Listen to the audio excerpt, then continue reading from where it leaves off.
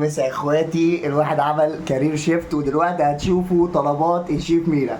انا هعلمها يعني ايه تسيبني من غير اكل. انا النهارده هعلمها يعني ايه تسيبني من غير اكل. عارف انت حمدي ووفاء اخواتهم اهم. يلا بينا نتعلم النهارده طريقه عمل البانيه ونبدا. بس الحمد لله جبت اختي تساعدني وهتعلمني ازاي اعمل البانيه. وريني كده يا بنتي عشان اخر مره بوظت نص كيلو غالبا.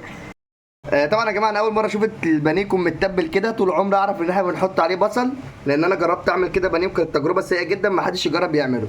اللي عايز يعرف البانيه دوت متبل ازاي هسيب لكم لينك القناه، ودي دعايه صريحه لاختي. ايوه انا بعمل لها دعايه عشان هي اختي. واتفضل اتفرج على بقيه الفيديو يا بيه بعد اذنك. تمام، ده البانيه وهو متبل واضح. ده هنا في عندنا بيض زي ما هو واضح هنا، عليه بقى رشه ملح وكمون وحاجات تانية كده. اللي عايز يعرف الطريقه يخش، انا مش عارف الصراحه.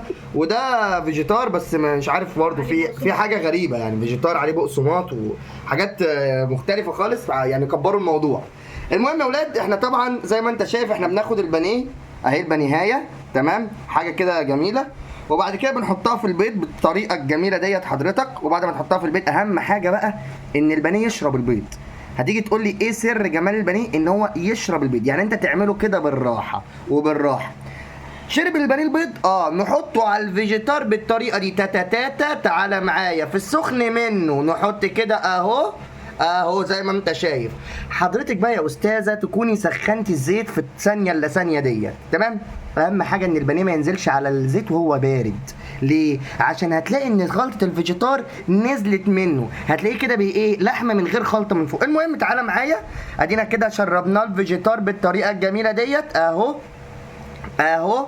تعالى هنروح بسرعه، كنا مسخنينه خد بالك. وادي هوبا يا حلوبا، الله جميل جدا. بعد ما يطلع هوريهولك. ما تنساش تعمل لايك وسبسكرايب لاختي. خش اعمل حالا، مع السلامه. واضح الحمد لله ان انا اكبر شيف في المطبخ، والحمد لله خلصنا قليه البانيه. وتعالوا اوريكم نتيجه البانيه بتاع اختي. والعبد لله عمل ايه، العبد لله عمل ايه. عايز اقول لكم ان اختي كانت واقفه معايا في كل حاجه، وبرغم كده بوظته برضه. تعالى اوري لك ازاي باظ. البانيه بتاع اختي وده البانيه بتاعي. عايز اقول لكم ان هي كانت واقفه معايا والحمد لله طلع كده برضه. واضح ان هي قرف. فالصراحه مش هعمل بانيه تاني.